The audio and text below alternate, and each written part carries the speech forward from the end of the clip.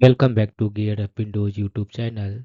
In this video, we will guide you on how to change a scale and layout in Windows 10 PC.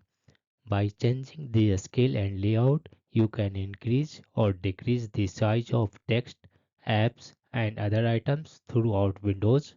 To make the changes, click on this one Start button, then click on Settings, then click System. In the left sidebar, select this one Display option. Under a scale and layout, you can use this one drop down menu and select a new value in percentage.